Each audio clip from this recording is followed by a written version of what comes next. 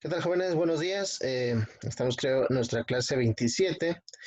El día de hoy simplemente haremos un pequeño repaso de lo que hemos visto en las clases anteriores. Eh, no he preparado diapositivas, sin embargo, vamos a trabajar un poquito sobre... Deme un minuto. Ahí. Venga. Vamos a trabajar sobre la página 62 de nuestro manual de la parte de la síntesis, en la que simplemente vamos a hacer un pequeño repaso de lo que nosotros hemos visto, ¿no? Durante estas clases, ¿no? Y, por ejemplo, nosotros tenemos que hemos visto ya sumas y restas de números fraccionarios y decimales. Para este entonces nosotros ya debemos dominar un poco acerca de lo que es las sumas y las restas de fracciones. Podemos convertir fracciones a decimales y decimales a fracciones, y también debemos entender que para poder encontrar o para poder realizar una operación de suma o restas de fracciones, pues también tenemos que tener un común denominador. Entonces, por ejemplo, cuando estuvimos trabajando, dice que cuando estuvimos trabajando con fracciones, se dice que dos fracciones son equivalentes si son exactamente el mismo valor.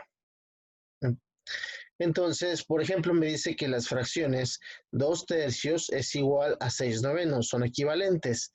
Eh, una manera que nosotros podemos comprobar y que no les he mencionado para saber si una fracción es equivalente es simplemente multiplicar cruzado. Si al multiplicar cruzado me da el mismo valor, entonces es una fracción equivalente. Y déjenme ponerlas aquí. Para, por ejemplo, miren, tengo 2/3 es equivalente a 6/9. Eh, pero ¿cómo puedo comprobar si es equivalente? Pues multiplico la parte cruzada. Multiplico así. De tal manera que si yo multiplico 2 multiplicado por 9, será igual a 18, ¿no? Y si yo multiplico 3 por 6, también me va a dar 18. ¿Sale? Y esa es una manera en la que yo puedo comprobar si realmente una fracción es equivalente o no. Es algo que no les he mencionado, pero sí es importante que lo sepan.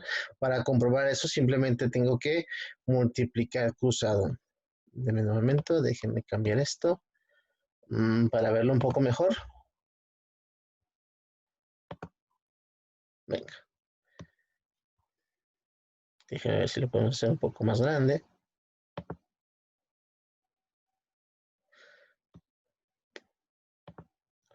Venga, listo. ¿Sale? Para dejarlo un poco más claro. Entonces, también vimos lo que vienen siendo las fracciones unitarias, que son todas aquellas cuyo numerador es 1, ¿no? Entonces, nosotros sabemos que cuando veamos una fracción unitaria es aquella que la del numerador es 1, no importa el denominador. El denominador puede ser cualquier número, sin embargo, en nuestro numerador tiene que ser 1, ¿no? Entonces, también vamos a ver lo que se conoce como el común denominador, que es un número natural que es múltiplo común de los denominadores de varias fracciones dadas que nos dan. Y recuerda que antes de resolver cualquier operación con fracciones, analiza para ver si puedes simplificarla o encontrar equivalencias entre ellas, ¿no? Y podemos hacer un caso muy práctico acerca de, por ejemplo, hagamos un ejercicio sencillo aquí. Imagínense que tengo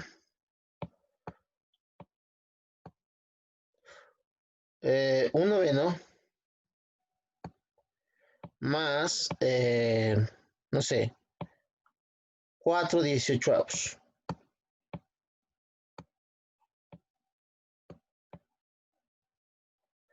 ¿Sale? Entonces, podríamos buscar el mínimo común múltiplo de estas fracciones, pero yo me doy cuenta de que a este número lo puedo hacer más pequeño, de tal manera que no necesitaría buscar un mínimo común múltiplo, simplemente reducir esta fracción, sacándole la mitad a ambos o dividiéndola. Yo podría obtener que este es un noveno más Obviamente la mitad de 4 es 2, la mitad de 18 pues es 9. Por lo tanto, yo no necesité buscarlo, digo, hay veces que nos vamos a encontrar este tipo de fracciones que va a ser que siempre debemos de tratar de que antes de empezar a nosotros a hacer las operaciones, tratar de buscar un mínimo común múltiplo, perdón, tenemos que ver la manera de si saber o saber si podemos reducir la fracción para poder evitar muchos trabajos, ¿no? Mucho trabajo de más, hacer multiplicaciones por números bastante grandes. Entonces, si se fijan, aquí no he tenido necesidad de buscar el mínimo común múltiplo, simplemente saqué una parte y yo sé que esto es igual a 3 novenos, perdón.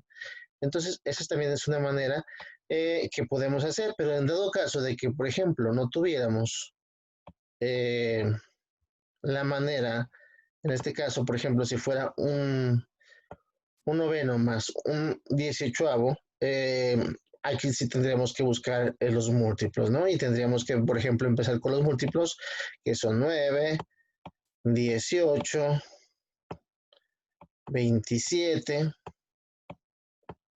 ¿sale? Y también tendríamos por el lado de los 18, pues tendríamos los múltiplos, por ejemplo, de 18, 18 por 1, 18, 18 por 2, 36, y así sucesivamente, ¿no? Entonces nosotros podemos darnos cuenta que el 18 es un común múltiplo entre ambos y es el más pequeño de todos. Entonces yo puedo transformar esto a 18avos y decir que ahora tengo 2 18avos, perdón, más un 18avo es igual a 3 18avos, ¿no? Recordemos que por eso es importante cuando hacemos sumas y restas que estén divididos, que el denominador sea el mismo, porque nos interesa que simplemente sumar los numeradores. Imagínate que tengo piezas del mismo tamaño, ¿verdad? Y las mezclo. Todas tienen que ser del mismo tamaño para saber cuántas piezas tomé. Entonces, ahora sí ya puedo decir que tengo una simple suma, ¿no? Digo, y nada más voy a sumar o restar el numerador, siempre y cuando el denominador sea el mismo. Y eso es todo lo que tenemos que hacer para las operaciones con sumas y restas, ¿no? O también podemos hacer, podemos convertirlos a decimal, solo que es un poco más complicado, que lleva más pasos. De hecho, es por eso que en muchas ocasiones utilizamos las fracciones, ya que nos permiten hacerlas, evitarnos cierta cantidad de pasos para poder trabajar. Entonces, venga, ¿qué más continúa? ¿Qué más nos dice? También estuvimos trabajando nosotros operaciones con números con signos, ¿no? En la que los números vimos anteriormente que los números que son iguales pero con signos contrarios se le llaman números opuestos o simétricos.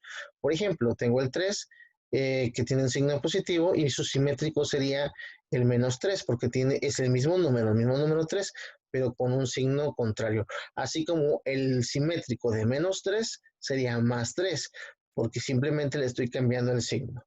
Entonces, el opuesto simétrico del número, por ejemplo, A es el número menos A, o la letra menos A, que es la letra amarilla, que el adjetivo opuesto viene del hecho de que en la recta numérica los números, por ejemplo, de A positivo, 5 positivo y el 5 negativo están a la misma distancia del 0.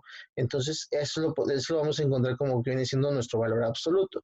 Entonces, para la suma de elementos inversos, por ejemplo, cuando yo sumo esos números inversos, como tengo la misma distancia, si yo los resto, o sea, si hago una suma, el resultado va a ser 0, ¿no?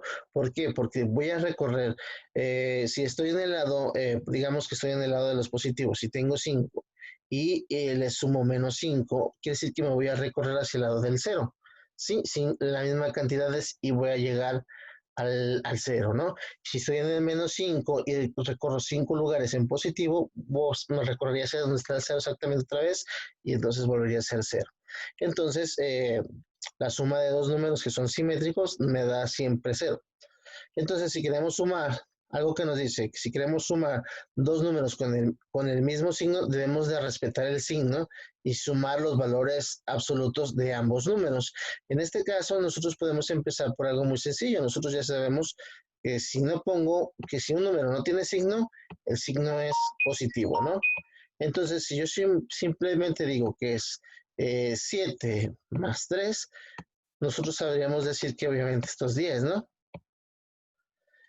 Entonces me dice que simplemente sume los valores absolutos y que al final de cuentas no le he puesto signo, pero este podría llevar signo positivo porque estamos hablando de el mismo signo, ¿no? Todos tienen el mismo signo, por lo tanto simplemente me dice suma los valores absolutos, en este caso 7 y 3, que son valores absolutos 7 y su valor es 3, y me dan 10 y simplemente todos tienen el mismo signo. Entonces, en caso contrario, en que por ejemplo yo tuviera números negativos, por ejemplo, un menos 2 y un menos 3,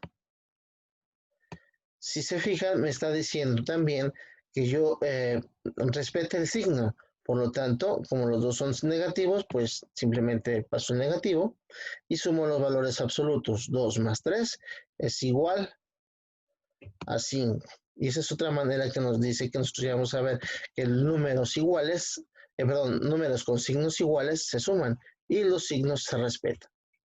¿Sale? Entonces, números con signo contrario se restan y se queda el signo con el número que tiene, con el signo que tiene el número mayor, un valor absoluto más alto, ¿no? Ese es el que nos va a quedar. Entonces dice, si queremos sumar dos números con diferentes signos, debemos dejar el signo del mayor número, perdón, y restar los valores absolutos de ambos números, ¿no? Nos van restando. Aquí le voy a restar al grande, le voy a restar al pequeño, ¿sale? Y me voy a quedar con el signo del número más grande. ¿Qué otra cosa vimos entonces durante este periodo? Pues creo que en cuestión de teoría creo que ha sido todo y lo único que nos queda es hacer esta página, contestar la página 63 para reforzar lo que hemos aprendido durante estas clases que hemos tenido, ¿no? Les recuerdo de que esto sería como para la próxima, no sería, sería para una segunda evaluación, segunda parte de evaluación, digo, no es para esta que me han dado el día de ayer. Por favor, ya si algunos ya la están revisando, revísenla. Lo que necesito es que me la entreguen lo antes posible, etcétera. Pero me estoy cambiando de tema, perdón. Entonces dice, de una pieza de listón se cortan varios trozos. Uno de 1 a 1/4 de metros, ¿no? Otro de 3 quintas partes de metros y uno más de 5 octavas partes de metro, perdón. De 6 enteros, 5 octavas partes de metro. Me lo he estado diciendo mal, ¿verdad? Pero una disculpa. Dice, si la pieza tenía 15 metros de listón, ¿cuánto listón se cortó? Entonces, ¿qué es lo que debemos hacer? Pues debemos sumar estas tres fracciones y restárselas al 15. Es muy sencillo. Entonces tendríamos que nosotros buscar el común múltiplo entre estas fracciones para poder ver cuánto listón hemos gastado, ¿no? Y, por ejemplo, nos dice, obtener el resultado de cada una de las siguientes operaciones. Entonces, aquí me están diciendo que tengo dos signos, dos números que tienen el mismo signo. Entonces, ¿qué voy a hacer? Voy a pasar el mismo signo, ¿sí? Y simplemente voy a sumar estos valores. Aquí me están diciendo que tengo dos números con signos contrarios. Entonces, ¿quién es el que tiene el mayor signo? El 48. Entonces, el resultado va a ser positivo. Y lo que va a pasar es que al 48 le voy a restar 33.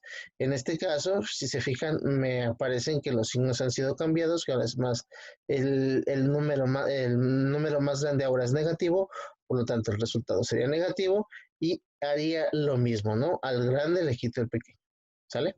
Y me quedo con el signo de grande. Entonces nos dice cuál de las operaciones anteriores el resultado es menor, en cuál de las siguientes. Entonces esas operaciones el resultado es menor. Recordemos una cosa muy importante, que del 0 del 0 están a la izquierda, tenemos los negativos, y del 0 a la derecha tenemos los positivos. Entonces, los números negativos siempre son menores a 0, ¿no? Entonces, cuando obtengamos un número positivo, el número significa que es mayor. ¿Por qué? Porque significa que yo tengo más. En vez de deber, en vez de decir que ya no tengo, estoy debiendo, entonces, recuerden en esta parte, significa que ahora yo tengo. Entonces, los números positivos deben de ser mayores que los números negativos. ¿Sale? ¿Qué más tenemos? De una caja de detergente de 3/4 de kilo se empleó 3 séptimos de kilo. ¿Cuánto detergente quedó en la caja? Pues simplemente es hacer una resta, ¿no? Tenemos 3/4, a 3/4 le vamos a restar 3 séptimos y entonces nos vamos a ver cuánto fue lo que nos quedó de esa caja, ¿no? Muy sencillo, entonces estamos haciendo operaciones con fracciones, ¿no? Hay que sacar el mínimo como múltiplo y hay que hacer una simple resta. Hay que saber cuándo aplicar una suma, cuándo aplicar una resta. En este caso me están diciendo que si yo tenía 3/4, y estoy empleando o le estoy quitando o estoy gastando, entonces quiere decir que lo voy a restar, ¿sí? ¿Cuánto detergente nos queda en la caja? Por último, me parece que esta es la última, no creo que me quedan algunas. Dice, en la comunidad en la que vive María se registraron las temperaturas más bajas de cada mes. La tabla de temperaturas mínimas es la siguiente. Entonces, nosotros vamos a ver que tenemos esta tabla de temperaturas. Y dice, ¿cuál es la diferencia de temperatura entre mayo y junio? Entonces, recordemos la parte en que qué es lo que me están preguntando, ¿no? Lo voy a poner aquí un poquito a manera de que me digan, por ejemplo, mayo, buscamos a mayo y mayo tuvo 13, ¿no? Y junio tuvo 16. ¿Sale? Entonces me están preguntando a mí cuál es la diferencia de temperaturas entre esas dos, ¿no? Entonces, por ejemplo,